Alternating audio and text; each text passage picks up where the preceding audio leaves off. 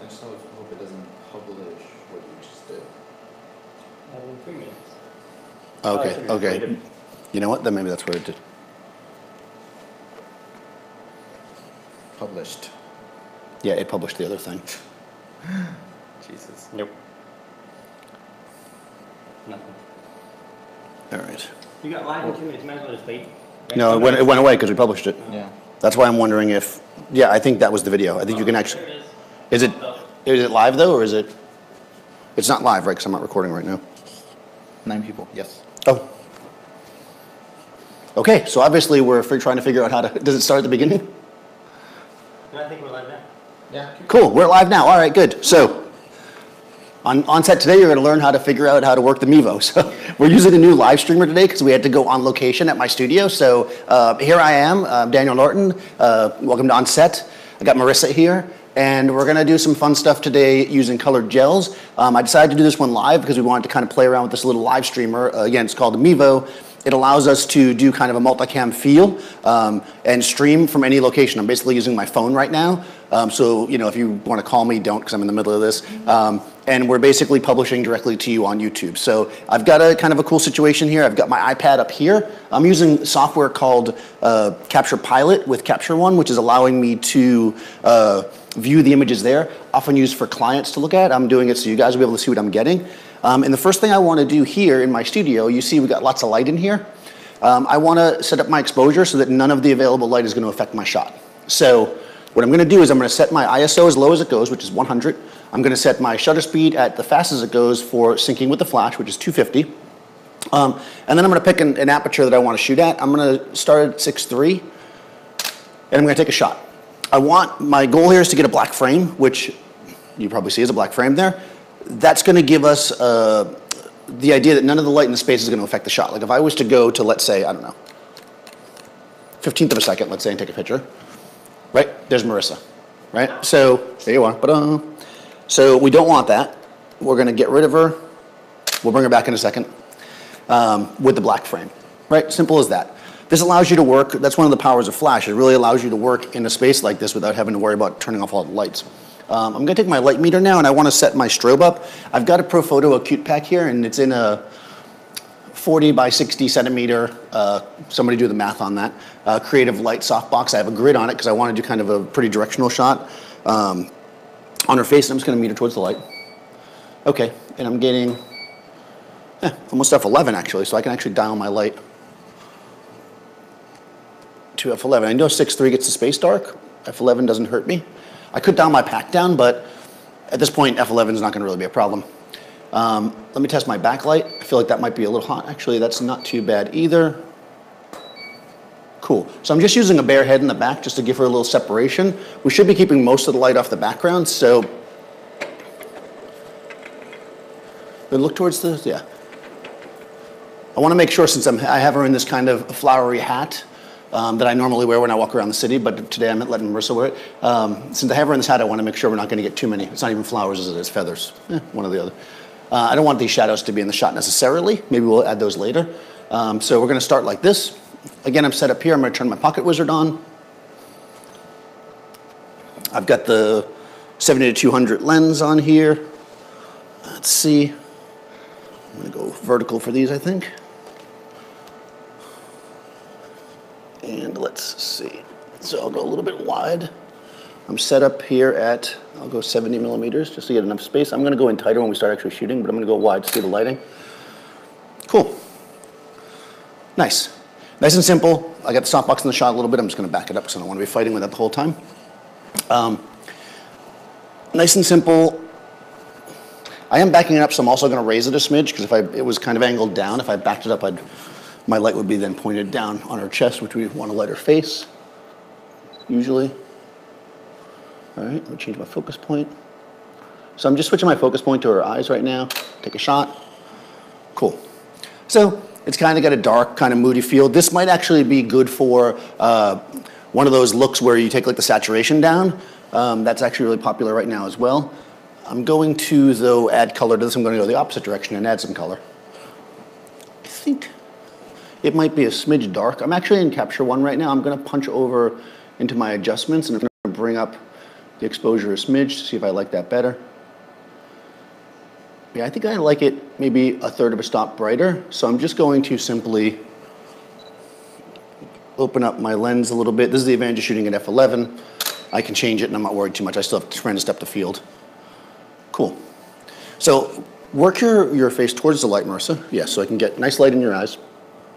And we can play around with this hat a lot. You know, we can use the feathers to add, punch it a little closer. So I'm gonna go up, use my zoom lens now to come in closer.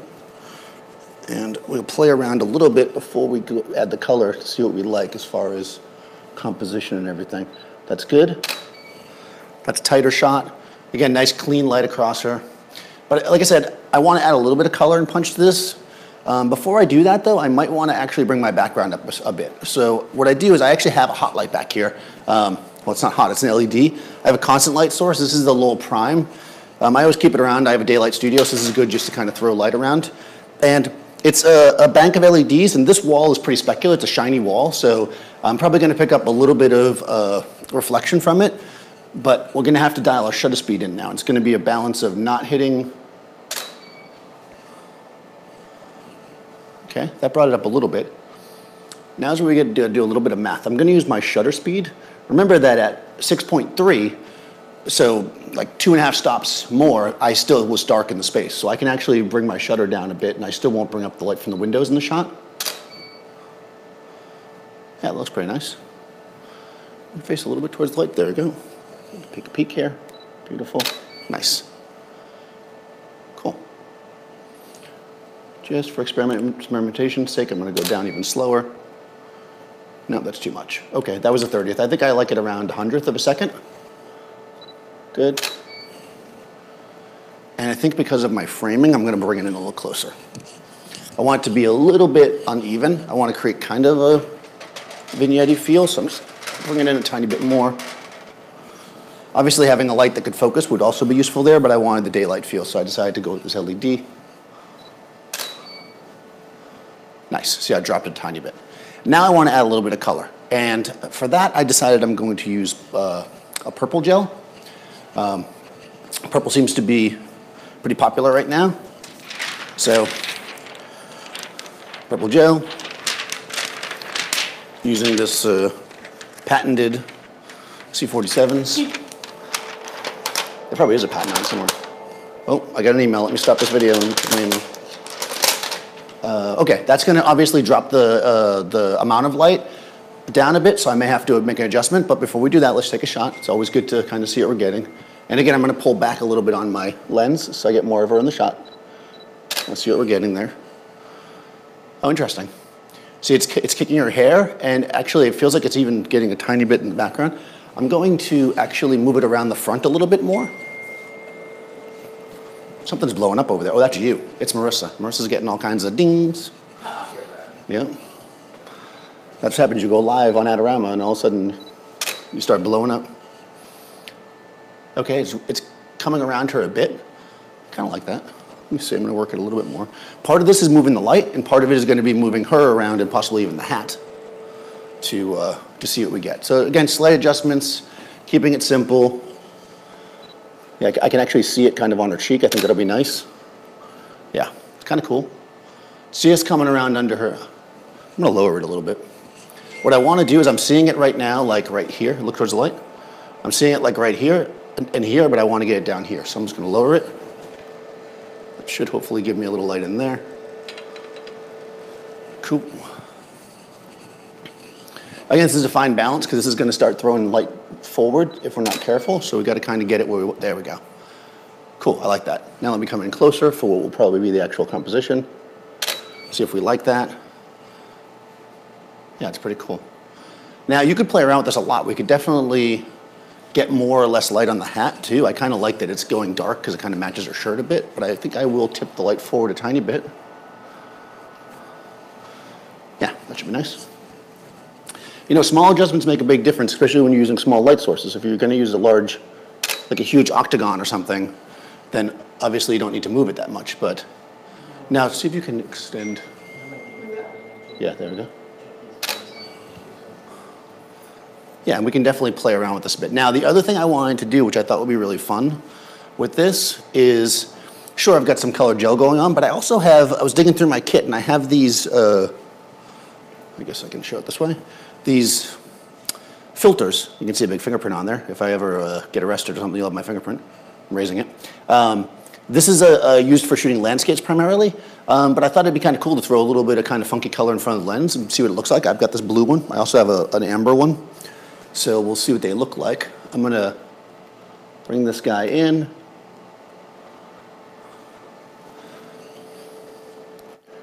And of course, how much or how little you put in front of the lens will affect how the shot looks. So we can just play around with various compositions until we get it the way we want. I'm changing my focus spot because it's gonna have trouble focusing through this thing because it's only halfway into the lens.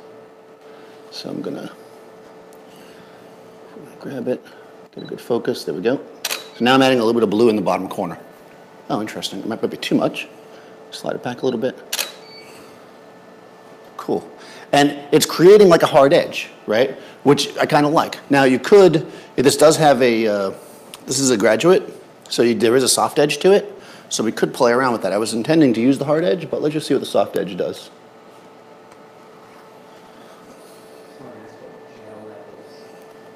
The gel is on the background light. I'll check it. Oh yeah, there we go. I actually think I like the soft edge better. So that gel is from the Roscoe.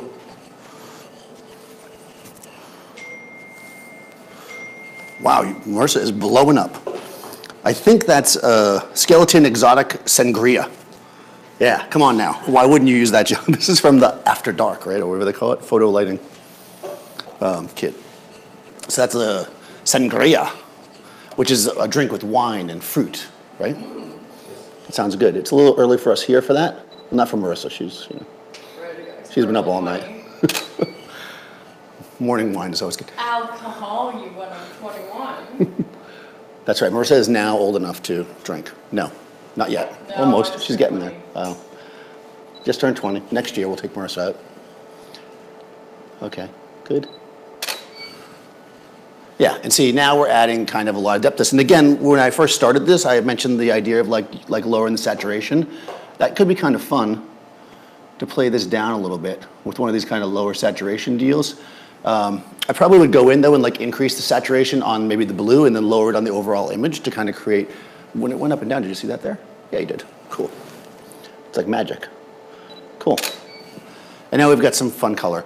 So I like that combination. You could play around with any combination. Like I said, I do have a warm filter as well. I don't think that's going to go as well with the purple, but you definitely could change it up. So now I'm using warm, and this is not quite as dark either, so it should actually, exposure-wise, oh, also kind of interesting. And now you know what we have to do. We have to use both, right? Marissa knows. You can't just use one. So now we're going to add both. And again, this is something you might do if you were shooting a landscape, but why not use the tools you have for whatever project you're working on?